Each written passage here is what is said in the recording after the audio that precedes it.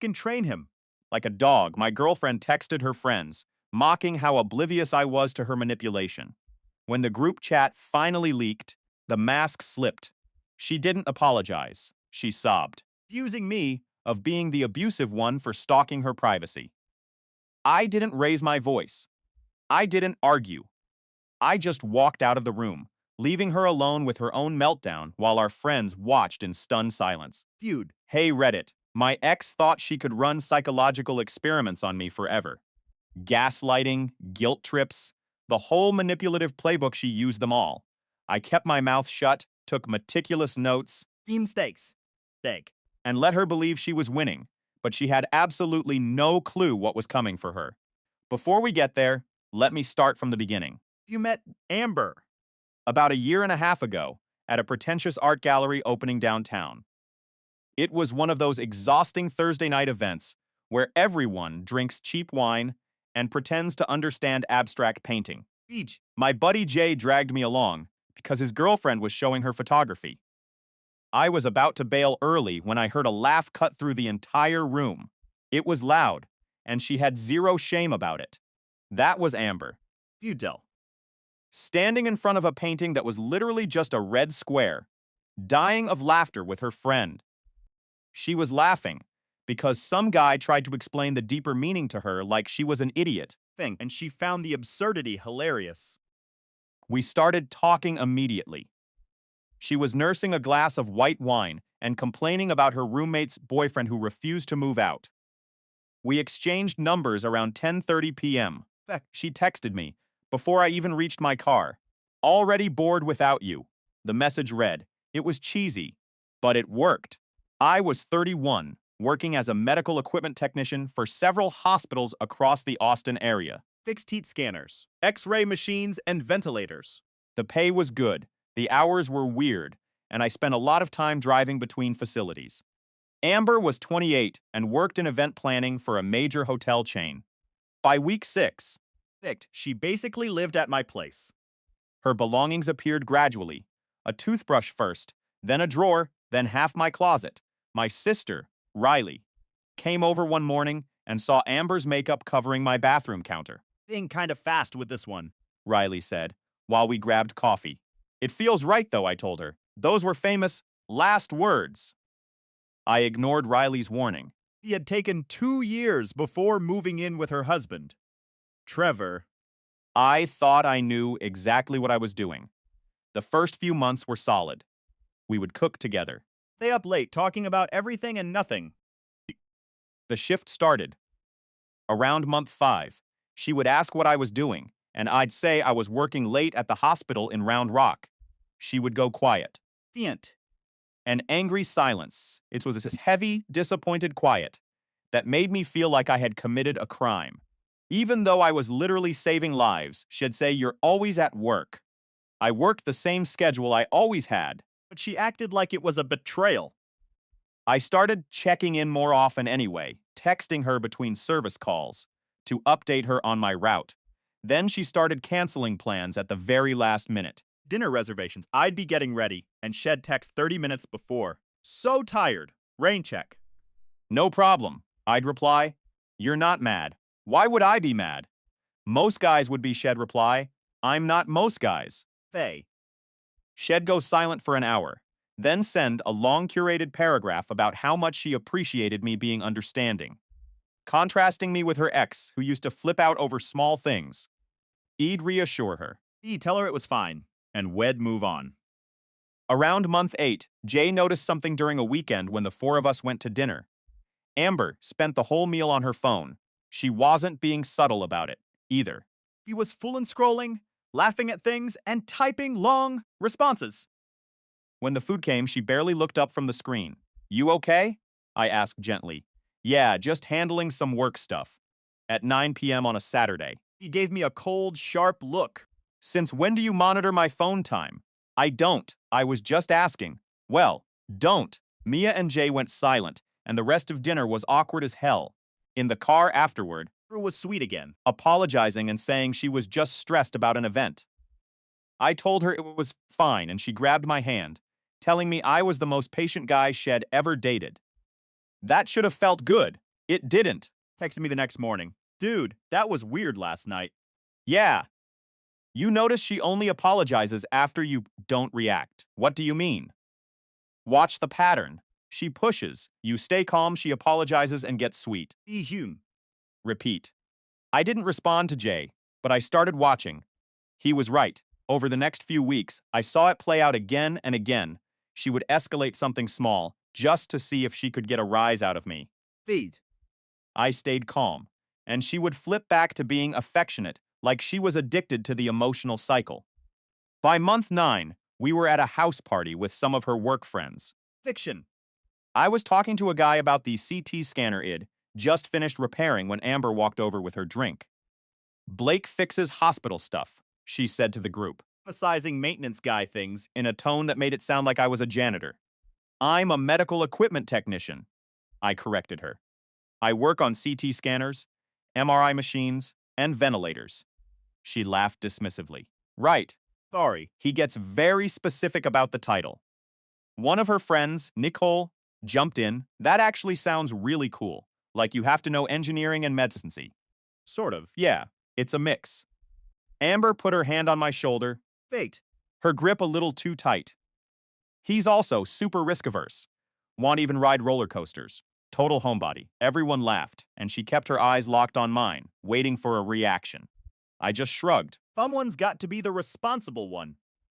I kept talking to Nicole about the job, ignoring Amber's fading smile. Later that night in the car, she was all over me. Telling me how proud she was and how much she loved, that I didn't get insecure about stupid things. I started keeping screenshots. Not of everything, just the obvious stuff. Times shed cancel plans. Fiends. Weird responses to normal questions. Dot and those passive-aggressive comments that felt like psychological tests. I built a folder on my phone labeled work stuff so she wouldn't see it if she ever borrowed my phone. Around month 10, she started doing this thing where shed trauma dump late at night. She would tell me dark, personal secrets things Shed supposedly never told anyone, only to act like Shed never said them the next morning.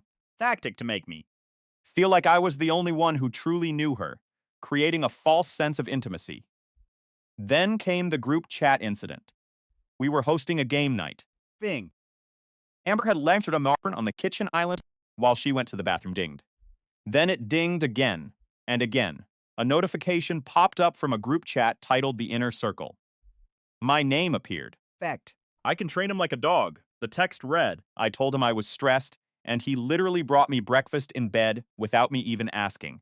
He's so clueless. It's honestly sad. I felt a cold shiver run down my spine. Beams. I didn't pick up the phone. I just stood there and waited for her to return. When she walked in, she saw me looking at the table. She didn't know I'd seen the screen.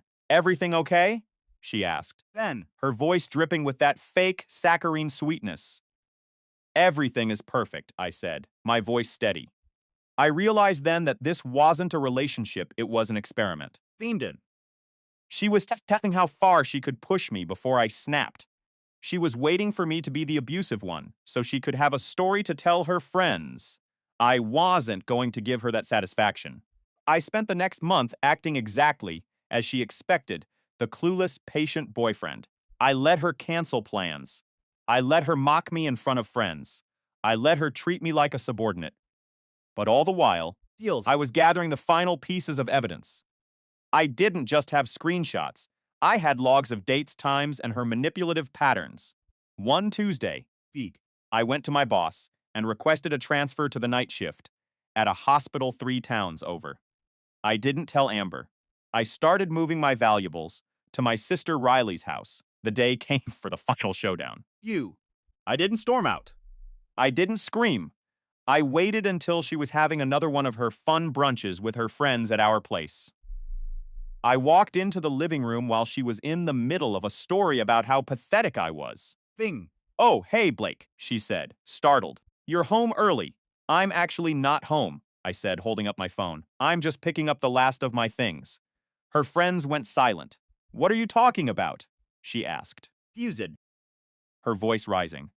I pulled up the screen recording of the group chat I had finally accessed through her laptop which Shed left open the night before. I connected my phone to the smart TV in the living room. Every text, every cruel joke, every instance of her plotting against me appeared on the big screen for everyone to see. The room went dead silent. "You like training people like dogs, Amber?" I asked, my voice calm, cold, and final. "Think you've finally run out of experiments?" She started screaming, calling me a psycho, claiming it hacked her, trying to flip the narrative. I didn't raise my voice. I just looked at her friends, one by one. "I've heard her talk about me for months," I said quietly. "Now you know the truth." I turned around and walked out the door. I didn't look back. I didn't wait for her to apologize. Care if she had a meltdown in front of her friends. I had the closure I needed. Justice wasn't a grand gesture of anger. It was the simple, absolute truth. And for the first time in 18 months, Buskin. The silence in my head was completely, beautifully peaceful. Have you ever felt like you were living in a house of mirrors, where everything you saw was distorted, and you were the only one who didn't know the trick? It was my life. Months. I thought I was in a relationship instead. I was a lab rat in a behavioral experiment. My name is Blake, and this is the story of how I stopped being the punchline of a sick joke. Flags didn't start as alarms, they started as whispers. Around month 10, Amber developed a habit of trauma, dumping at 1 or 2 in the morning. I'd be dead tired, knowing I had a 6 a.m. shift at Dell's Children's Hospital. Big. And Shed suddenly need to dissect her childhood or her ex-boyfriend's faults. At first, I was the supportive partner. I listened. I comforted. But then I noticed a pattern. She never did this on my days off. It was always without fail the night before a grueling shift. One Tuesday, she started sobbing at 1:45 a.m., claiming her father never believed in her dreams. I was physically shaking from exhaustion. "Think, can we talk about this tomorrow?" I whispered. "I have a major service call at 6. Her tone shifted instantly, from fragile to ice cold. "Wow, okay. I guess I know exactly where I rank in your life." "That's not it, Amber." "Fasted. I just need to sleep." "Forget it." Fine." She turned away, shutting me out for 2 full days. Then on the third day, she acted like it had never happened. Feeble. Cooking me breakfast and smiling as if she hadn't just tried to wreck my professional life. Then came the mind games. Month 11, my sister Riley invited us to game night. Amber agreed, saying it sounded like fun. Feasel. But the moment I started getting ready on Friday, the energy in our bedroom curdled. "I don't think I'm going," she muttered, staring at the floor. "You feeling okay?" I asked, confused. "I'm fine. Think. I just think you should spend time with your sister alone. You two are so close. I don't want to be an intruder." "You aren't intruding," I insisted, trying to be patient. "Riley invited both of us. Please, come." He remained silent, pouting. Finally, I snapped. "Actually, you know what? If you don't want to go, stay here. I'm going." Her expression flickered with genuine shock. "So, fixed. You're just going to leave me here alone on a Friday night. You just told me you didn't want to go." "Right. So go, I'm going alone." I grabbed my keys and left, my heart pounding in my throat. She didn't text me once. Cute. When I got home at 11, she was asleep. Sunday, the reset button was hit again. Dinner, laughter, and fake sweetness. Month 12 brought the gaslighting to a professional level. She started pushing for couples therapy. Fix our relationship, but to fix my personality. "I've been reading about attachment styles," she said, while we watched TV. "I think you're emotionally avoidant. You shut down when I try to have deep conversations." "I don't shut down," I countered, feeling the familiar tightening in my chest. "I just don't want to have deep conversations at 2 in the morning when I have to work at 6. C. That's classic defensiveness. We need a therapist." A few weeks later, she informed me Shed already picked 3 candidates, and we were starting next month. I didn't agree to that, I said, finally standing my ground. "You've been thinking about it for 3 weeks." "Think. Just taking the initiative." "I thought about it," I said, my voice steady, and the answer is no. The silence in the room was suffocating. She stood up, walked out, and didn't speak to me for the rest of the night. 13. The final breaking point approached. It was Riley's birthday dinner and event I wouldn't miss for the world. At 3 in the afternoon, Amber texted, not feeling great. You go without me. I went, feeling a pang of guilt. When I got home that night, the house was quiet. I walked into the living room and found Amber on the couch. She looked perfectly healthy. Fingsham. There was a glass of wine on the coffee table and empty takeout containers from that high-end Thai place she loved. Thought you weren't feeling well, I said, keeping my voice neutral. I felt better, she said, not even looking up. After I left. Don't start with me, Blake. I didn't argue. I just walked to the bedroom and pulled out my phone. I started a note. Riley's birthday. Claimed sick. Ordered takeout. I began tracking the money too. Thing realized. I'd spent over $11,000 on her in a year. I stopped paying for everything. The next time we went grocery shopping, I put my items on the belt and left hers in the cart. You forgot my things, she said. The cashier. Did I? Very funny. Go back and get them. I'm only buying my food from now on, I said, my voice cold. She looked at me like I'd grown a second head. Are you serious? I am. Incredibly childish. No, I replied. This is fair. She didn't speak to me for 4 days. Then, month 15 arrived, and with it, the truth. My phone buzzed. It was a text from Mia, a mutual acquaintance. Blake, I need to show you something. It was a series of screenshots from a group chat between Amber and her closest friends. My skin went cold as I read the words. Canceling on Blake tonight to see what he does. Theme. Bet he apologizes by morning. Ignored his text for 6 hours today. He's probably spiraling, running another test tonight. Told him my ex texted me. Watching him try to stay calm is hilarious. He's too easy. Pushes back on anything. It's like training a dog. I felt like I was going to be sick. The messages went back months. Everything. The lat night trauma dumping. The game night sabotage. Therapy demands it. Was all for sport. I called Mia immediately. Where did you get these? Jade sent them to me, Mia explained. She didn't want Amber knowing it was her, but she couldn't watch this anymore. You know, Time. Amber told them yesterday she was planning to meet up with her ex, Owen, and Jade decided you'd suffered enough. I didn't say a word. I hung up. I walked into the living room where Amber was lounging, scrolling through her phone, probably planning her next test. She looked up, giving me that practiced, innocent smile. Hey, babe, how was your day? I stood there for a long moment, looking at the person I had tried so hard to love, the person who had turned my life into a sick experiment. It was very enlightening, I said. She paused, sensing the shift in my posture. What is that supposed to mean? I didn't scream. I didn't even raise my voice. I just took a screenshot of her own group, chat the one where she talked about training a dog and sent it to her phone. I think you should leave, I said. Her face went pale. Blake, wait. It's not. It's all right here, Amber. Feigned. The tests, the games, the training. I walked to the front door and opened it. I'm not a dog, and you're no longer a resident of this house. She tried to laugh it off, to start the gaslighting one last time. You're being so dramatic. It's just a joke with friends. Get out, she realized, for the first time, that the dog bite had finally bitten back. She packed her things in silence while I stood by the door, watching her go. When the door finally clicked shut, the silence in the house didn't feel heavy anymore. It felt like freedom. I didn't need therapy. I didn't need to explain myself. I just needed to breathe. First time in 15 months, I could. Hey, Reddit, I need to get this off my chest. We had been together for 8 years. 8 years is a long time to build a life, to trust someone. Future. To believe that your future is etched in stone. Yesterday, Amber dropped a bomb that shattered that glass house. She mentioned quite casually that she was considering meeting up with Owen again. Her ex, Jade, who had been my friend for years, reached out to me with the truth. She sent me screenshots, the kind that make your stomach drop and your blood turn to ice. I sat there on my couch, staring at my phone as the world around me went quiet. There was no explosion of anger. There was no sharp stabbing pain of heartbreak. I felt nothing.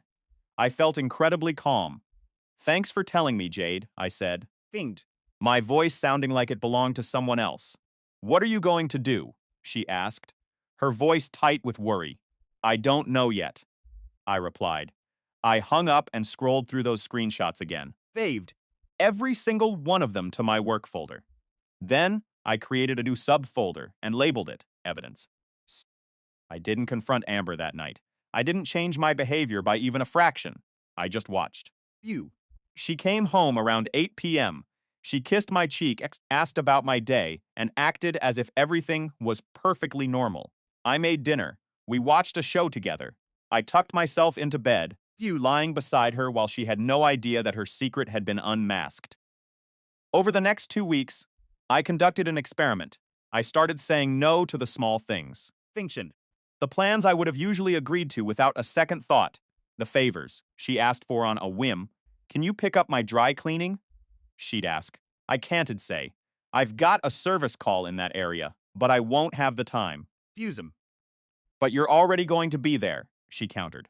I still won't have the time, I replied flatly. She would go quiet, her brow furrowing in confusion. Then, later, she would be extra sweet, prompt, trying to reset whatever she sensed was wrong. I kept my responses short, minimalist, own-word answers, no explanations. I didn't try to comfort her or make her feel better when she seemed uneasy. Texts began to grow longer, riddled with anxious questions. You seem distant. Did I do something wrong? Are we okay?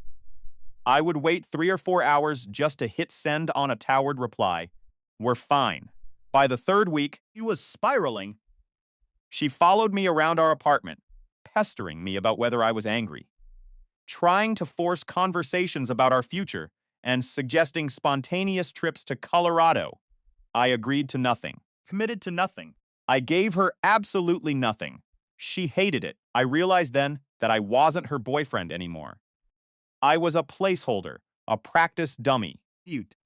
I was just an object for her to run tests on while she figured out what she actually wanted for her next chapter. The 16th month rolled around, and Amber decided to make a massive production out of my birthday. He made a huge deal about it. She booked reservations at that incredibly expensive, high-end steakhouse downtown. She told me to invite anyone I wanted and insisted that she would handle every single detail. Phew. On the day of my birthday, I took the day off work. I woke up around 9:10 a.m., made a pot of coffee, and just waited. She didn't wake up until noon. She wandered out of the bedroom in her pajamas, went straight to her phone, then didn't even acknowledge my presence. Morning, I said. She mumbled. That was the extent of our interaction. I finally asked what time our reservation was set for. Oh, she said, finally looking up. Can we do tomorrow instead? I felt a cold sensation wash over me. My birthday is today, Amber. I know. She rushed to explain, but this is really important. Jade is having a crisis. She's upset about something with her boyfriend, and she needs me right now. You made a massive deal about tonight, I said. I'll make it up to you tomorrow. I promise, she insisted. She was out the door by 3 p.m. I sat in the silence of the apartment for a long time. Then I called Jay. You busy? Nah. What's up? Want to grab some food? We went to a dive bar near the campus, settling for burgers and beer. I told him everything. Man, rough, he said, shaking his head. It's fine.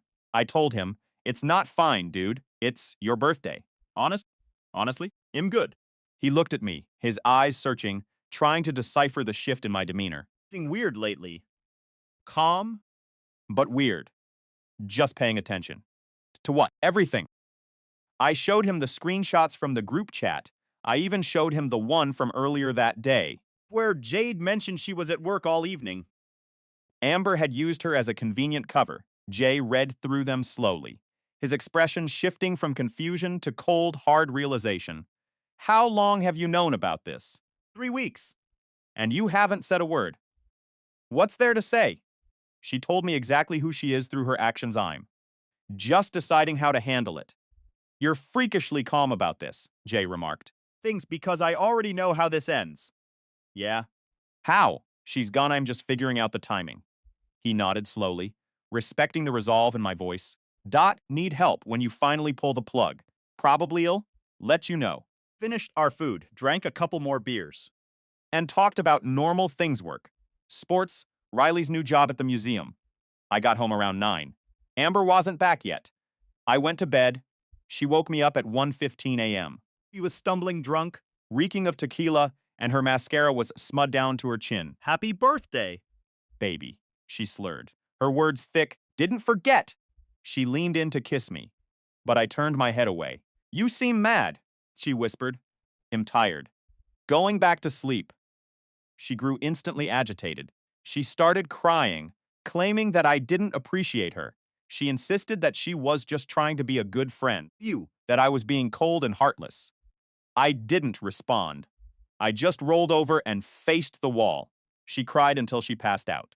The next morning, she didn't remember most of the night. He acted like everything was perfectly fine. She made me breakfast and asked if we could do dinner that night to celebrate. I'm busy tonight, I said. Doing what? Stuff. Blake, come on, don't be like this. Another time. Faith it, Amber. Her face went hard, her eyes flashing with sudden irritation. Fine, whatever. She stormed out of the house, clearly furious. I went to the bank that afternoon. I opened a new account, Transferred every cent of my money. except for what I needed for the bills. Changed my direct deposit, and ensured that my name was the only one with access to anything.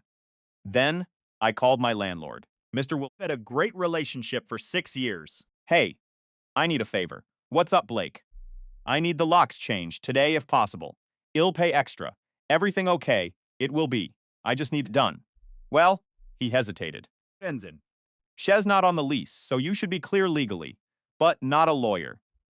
If Shez's been living there a while, you might want to make sure you're handling it by the book. Dot. I understand. Can you still change the locks? Yeah. Fill someone there by 5. I appreciate it. I hung up and did a quick search on tenant rights. She could potentially claim she lived there, but I had her things ready to go. I had Riley coming over as a witness. Then I was fully prepared to deal with the consequences if she tried to make this a legal battle. I wanted this to be final, clean, documented. The locksmith showed up at 4:45 p.m., a guy named Frank. He had the job done in 30 minutes. New deadbolt, new handle, 3 new keys. While he worked, I started pulling Amber's belongings out of my closet. I wasn't packing them into boxes yet. I was just separating them. Phone buzzed. A text from Amber. Having drinks with work people tonight. Don't wait up. That was it. I kept pulling her things out. I created a massive pile in the corner of the bedroom. Her dresses, her shoes. Front. Mofterets. I was ready. Shed left around. I was ready to take my life back. Justice doesn't always come with a gavel. Sometimes it comes with a new set of keys. Hey, Reddit. Pinged. Grab a seat and maybe pour yourself a drink. This is a story about the night. The silence in my apartment became the loudest thing it ever heard. My phone vibrated against the bedside table, shattering the stillness of the room. Text from Amber. Having drinks with the work crew tonight. Don't wait up. That was it. No heart emoji, no miss you, just a cold instruction. I stared at the screen for a long time. Fees. The glow illuminating the growing emptiness in my chest. I began pulling her belongings out of the closet. One by one, I built a mountain of her existence in the corner of our bedroom. Her flowy dresses, her expensive heels, Protsend. her ridiculous collection of decorative pillows that served no purpose other than to be thrown on the floor. Around some. I dialed Riley.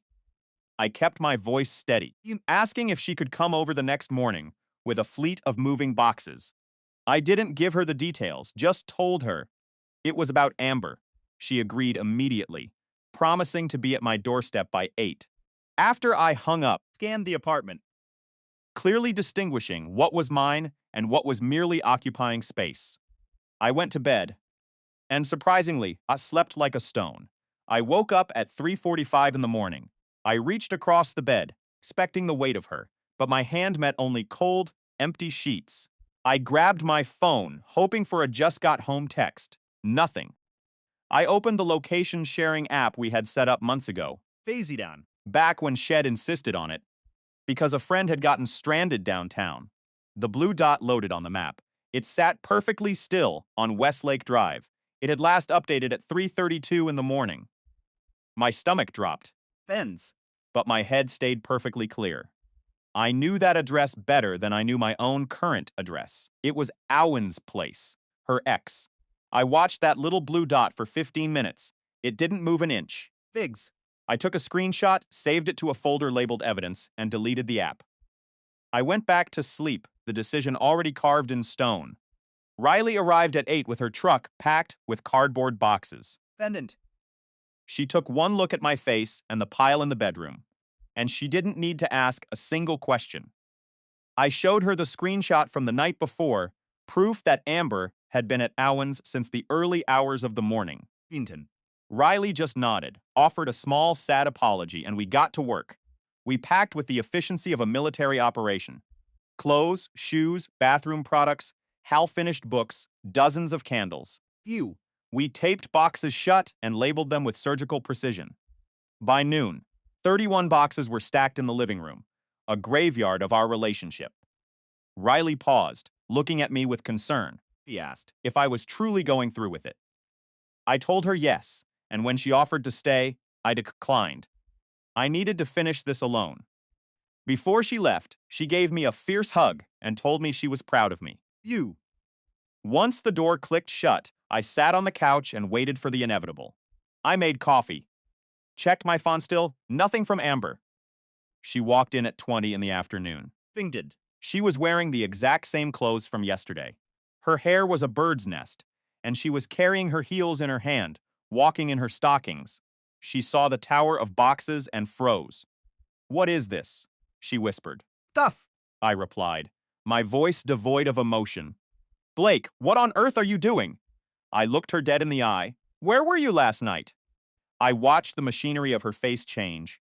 Confusion, then realization. The inevitable pivot to defense. "I told you. Work drinks. Try again." "Excuse me." I pulled out my phone and held it up, displaying the screenshot of her location at Owen's apartment. "You were at Owen's place all night." Few. It was still updating at 3:32 in the morning, and you just strolled in at 2:20, wearing yesterday's clothes. The color drained from her face, leaving her ghost white. Then, the blood rushed back in a flash of red. Frill. She actually laughed, a sharp, jagged sound. "Oh, wow. So now you want to play detective." I placed my phone on the coffee table and looked at her for 3 heavy seconds. "Not anymore." "What is that supposed to mean?" It means I don't care where you were. I don't care. Why? "I just need you to take your boxes and get out.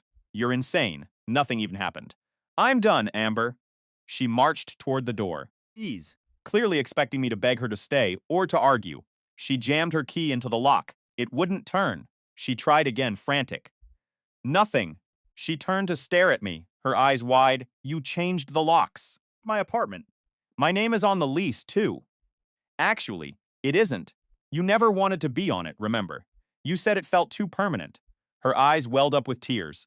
"Blake, please, just let me explain." "No." Music. Just listen. Take your boxes. "Or they're going to the curb." She pulled out her phone with trembling hands and called Jade. Her voice cracked as she explained the situation, painting herself as the victim of my sudden madness. Fusion. Jade arrived 45 minutes later. She looked at the boxes, looked at me, and started loading the truck without a single word. Amber kept trying to corner me between trips. "Can we at least talk about this tomorrow?" "No." You are being so cruel. "I'm being clear. I love you. If that were true, you wouldn't have spent the night at Owen's." When the door finally closed, the apartment felt massive and deafeningly quiet. I sat there for an hour, Philly. the silence washing over me like a healing balm. Then, I got up and took every single photo of us off the wall. I put them in a trash bag, stripped the bed, and put on the fresh sheets I'd bought the week before. Threw the old ones away, deleted her digital footprint, and moved the furniture around so the couch faced a different direction. I made the space mine again. Riley called around 5. "How did it go?" Shiz gone. "Yeah, actually, yeah, that's probably shock." "It's not shock, Riley. It's relief." The first week after the breakup, Amber texted me 63 times. "Please, let me explain. You're being so unfair." Means. Absolutely nothing to me. Why? "Won't you answer me?" The messages oscillated between desperate apologies and vicious anger. I responded exactly once on day 4. Do not contact me again. She didn't stop. Phil. On day 8, Owen called. Blake, listen, nothing happened. She showed up drunk, crying about you. She passed out on my couch. If that's true, why didn't she just tell me that? There was a long silence on the other end. Thing right. I said. Because even if it is the truth, she lied instead. She's her own problem now. I hung up and blocked his number. On day 10, she showed up at my door at 11 at night. Be happed. She hammered on the wood for 5 minutes. Straight. I didn't answer. I called the non-emergency line and reported someone attempting to force entry. They gave me an incident number, and I wrote it down. He vanished. Before the police arrived. On day 12, I bought a Ring doorbell camera. She came back that night at 11:45. The camera caught everything they're knocking, her sobbing, her rage. He came back again 2 nights later at 1:30 in the morning. I saved every single clip, complete with dates and times. Jay came over on day 15. Man, you look like hell. Thanks. Is she still blowing up your phone? I showed him the count. 87 messages, 6 voicemails, and 4 recorded visits. You need a restraining order, bro. I'm just documenting everything first. By week 4, Thing. I started hearing whispers through mutual friends. I was the controlling one. I was the paranoid one who tracked her every move. I was the monster who threw her out without warning. From work, pulled me aside one afternoon. I heard something really weird about you, Blake. Oh yeah, they say you've been unstable since the breakup. That you've been harassing your ex. Eat. I reached into my pocket and pulled out my phone. I showed her the blocked call log, the text count, and the clear, high-definition Ring footage of Amber at my door at 1 a.m. Lisa's jaw dropped. Jesus. This is all from her. Phew. I looked at the screen, then at the life I had successfully reclaimed. Yeah, I said, a small, genuine smile finally reaching my eyes. It is. They say that when you finally set a boundary, Thing. the people who benefited from your lack of one will treat it like an act of war. I spent 18 months being the perfect boyfriend to someone who was essentially performing a social experiment on my life. You thought love was about patience. But when I finally decided to walk away, I didn't just lose a partner. I realized I had been living in a curated nightmare. Today I'm going to tell you how I reclaimed my sanity. Tables turned. And why sometimes the most satisfying form of revenge is simply standing your ground while they watch their own house of cards collapse. My office was quiet when HR sat me down. Patient. The look on my manager Karen's face was one of genuine concern. She placed a file on the table. Blake, we need to talk. There are rumors circulating about your mental health. People are saying, you've been harassing your ex-girlfriend. That you're unstable. I didn't panic. I didn't get defensive. I simply pulled out my phone. I opened the folder labeled evidence. Equal bet. I showed her the blocked call log, hundreds of missed attempts. I showed her the text messages where I had explicitly asked for space. Finally, I played the Ring doorbell footage from my apartment. It showed Amber, my ex, pounding on my door at 3 a.m., screaming insults, then immediately pulling out her phone to send a text. I looked Karen in the eye. Does this look like the behavior of someone who is harassing their ex? The air left the room. This is gaslighting, Karen whispered. I know, I replied. And I need this on record, not just for my job, but for my life. Week 5. I was doing maintenance on the imaging equipment at the hospital in Georgetown. Please, my pager buzzed. It was security. Blake, we have a situation. A woman named Amber is at the front desk. She's causing a scene, claiming she's your girlfriend, and that there's a medical emergency. My blood went cold. You not have a girlfriend, I said, my voice dangerously calm. Tell her I am unavailable. If she doesn't leave immediately, escort her out, and if she resists, call the police. She left minutes later, but the damage was done. Felt a strange sense of relief When I saw the security report arrive in my inbox. It wasn't just a breakup anymore. It was a war of attrition. But she was playing checkers, and I was playing chess. Thing. I made sure every security guard in the entire hospital system had her photo. I was building a wall. Brick by brick, week 9. I thought I had reached a stalemate. Then I saw her mother, Helen. Waiting for me at the grocery store. She was standing in the cereal aisle, looking like she'd been crying for days. Blake, we need to talk. Amber is devastated. She made one mistake, but she loves you. Didn't even stop walking. One mistake, she spent months manipulating me. She lied about where she was. She lied about who she was, and then she turned my life into a circus. You're being cruel, she hissed. Bruh, I just kept pushing my cart. Closure. Isn't something I owe you, Helen. And it's definitely not something I owe her. The true breaking point came 3 days later. Helen showed up at my apartment with Amber's Aunt Claire. Weren't there for an apology. They wanted in. We need to check her things, Claire demanded, stepping into my space. Everything she owned was boxed up and given to her friend Jade weeks ago, I said, my hand hovering over my phone. We don't believe you. We want to look for ourselves. When I refused, the mask slipped. The grieving mother turned aggressive. You're a monster, Helen spat. I'm a man who is finished, I said. Ease up. I started dialing 911 right in front of them. They left before the dispatcher even answered. Week 14. I decided to go to a rooftop party. I wasn't going to hide. I was at the bar when I saw her, Amber, He was with Owen. the guy she'd been seeing behind my back. She looked at me, and for a split second, I saw a flicker of hope in her IC, the hope that I would still be the guy she could manipulate. She walked over. Ewan trailing like a lost puppy. Blake, hi. This isn't what it looks like. I looked right through her. Amber, I don't think about you at all. The silence that followed was heavy like the air before a thunderstorm. Face went pale, then red. She realized then that her power over me was officially irrevocably dead. 20 minutes later, one of her friends, Rachel, tried to start a scene. She started yelling about how I was a controlling, abusive, heartless monster. The crowd turned. Then Jade walked up. Jadeth, one friend who had seen the truth. Rachel. Stop, Jade said, her voice cutting through the noise. Don't it. He didn't track her. She insisted they share locations. Then she cheated. He didn't kick her out. Alf packed her life into 31 boxes and did it with grace. I was the one who helped him move the boxes. Use. Dot. Let's talk about the group chat where she called training him a game. Dot. Rachel went quiet. The truth, like a cold glass of water, had finally been poured over their heads. Dot. Week 16. Phone buzzed. It was Claire the aunt. Blake, Amber, and Owen broke up. It's bad. She's threatening to hurt herself. I paused. I remembered the girl. I thought I knew. But I also remembered the girl who tried to ruin my career, harass my coworkers, and gaslight me into insanity. Claire, I said, my voice steady.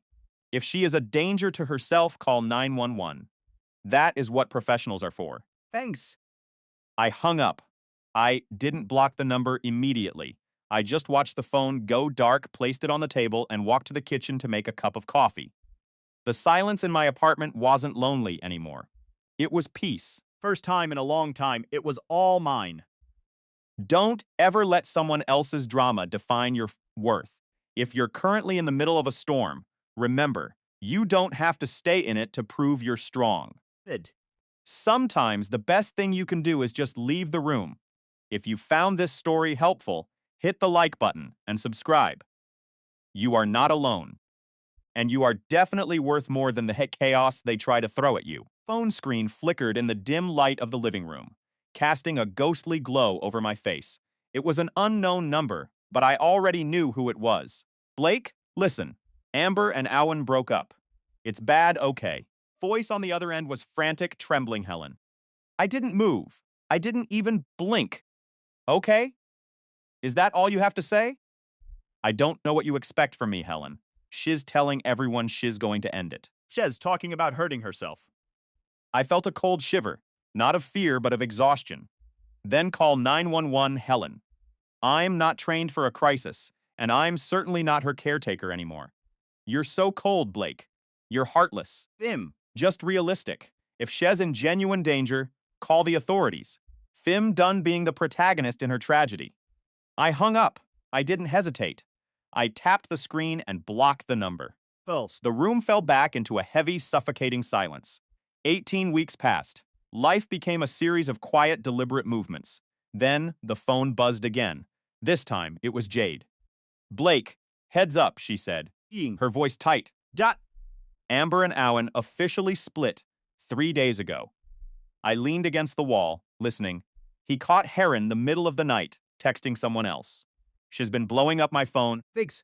begging me to reach out to you. And I told her no. But I thought you should notice she's desperate. She's coming for you. Blake, thanks for the warning, Jade. Also, I'm sorry for the group chat. Could have told you sooner. You told me when it mattered, Jade.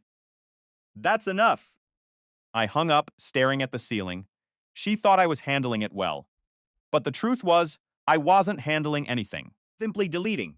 By month 5, the air in the apartment felt different, crisper, cleaner. I'd started running at dawn, 4 miles of pavement pounding away the lingering toxicity in my blood. Use The weight I didn't realize I was carrying. I picked up my guitar again, the calluses on my fingertips forming a barrier between me and the past. I went on dates, but they were Shadow's one woman obsessed with her ex. sweet but hollow. The furniture had been replaced.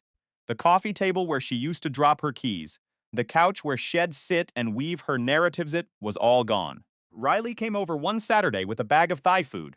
He looked around the room, impressed. You seem light, he noted. I am. Any regrets? Not one. He looked at me, a question hanging in the air. Ever going to set that the record straight? Shez out there painting you as the villain, Blake. Every single day. I had thought about it. For months, the injustice had burned like acid in my chest. I've been thinking about it, Then I admitted. The next day, I didn't reach out to a lawyer. I opened a Google Doc. I didn't write an opinion piece. I didn't write an apology.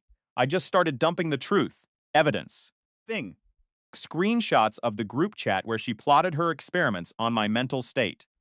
GPS location logs that proved she was miles away from where she claimed to be. Ring doorbell footage showing her antics. Stamped and undeniable. The police incident reports. The internal HR documentation regarding her professional harassment. I titled the document, Timeline. I sent the link to 4 people, Riley, Jay, Mia, and Jade. Fist. My note to them was simple. Share if you think the truth needs to exist. Don't if you're uncomfortable. I'm just putting it out there. Within 48 hours, the world shifted on its axis. It didn't explode, it dissolved. Sent it to our mutual friends. Jay dropped it into a chat with our college circle. For a week, my phone was a graveyard. Then the tremors started. Mia texted. 3 of her closest friends just blocked her. They saw the screenshots. Blake, they're done. Day 4. Jay called, laughing with a bitter edge. I ran into Owen at the gym. He's seen the document. He looked like he'd been hit by a truck. They're over, man. Completely. Fix. Jade called. Blake, she knows. She's losing her mind. She's screaming on the phone about how I'm ruining her life. I didn't ruin anything, Jade, I said calmly. I just removed the walls she built to hide her lies. Fired Blake. The hotel found out. Someone sent the documentation to the corporate office. I sat in the silence of my kitchen. I expected to feel a rush of victory. Instead, I felt nothing. Just a quiet. Peace. Tot month 6. Jade sent one final message. She's moving to Dallas. Her mom found her a job. She's leaving next week. Is that it? I whispered to the empty room. That's it. One more thing. Jade added. She asked if you'd be willing to talk before she leaves. No, I told her. That's what you'd say. That night, I sat down at my computer. I opened the Google Doc. I hit delete. I cleared the trash. Phew.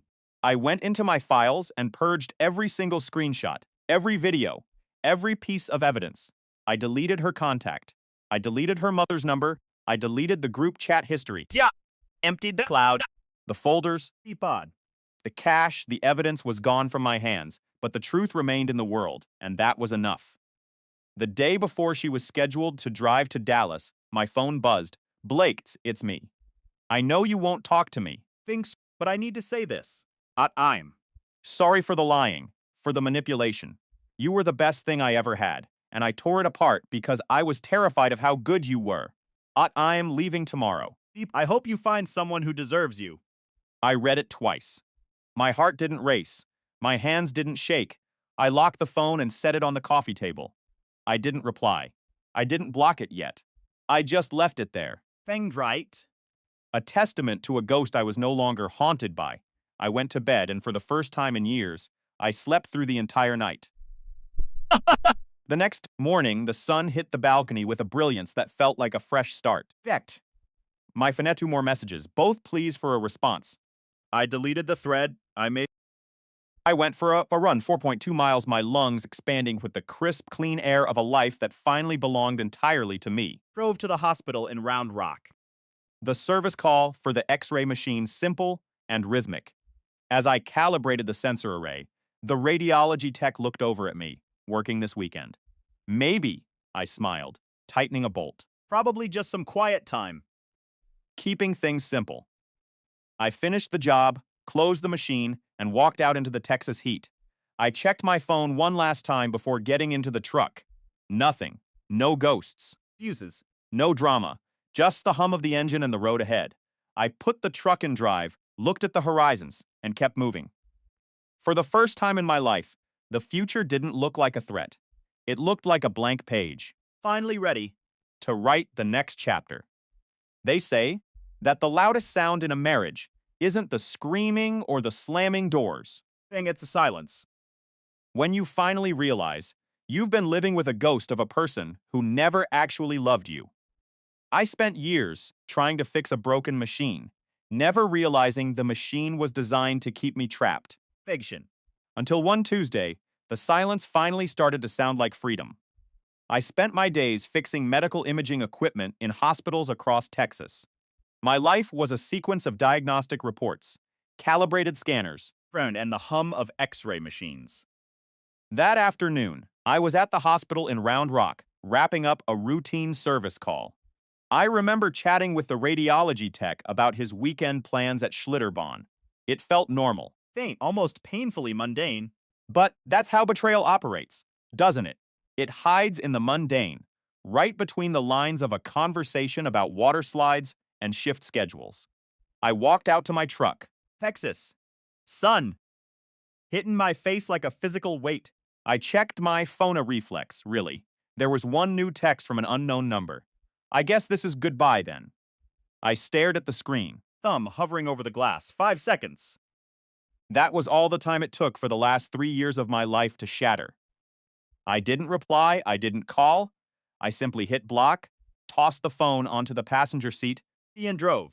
The drive to Georgetown was supposed to be the start of my healing. I fixed a CT scanner, finished my paperwork, and logged out by 4:30. Driving home, the silence in the truck felt different than it did that morning. East. Empty anymore. It was heavy with the weight of Amber.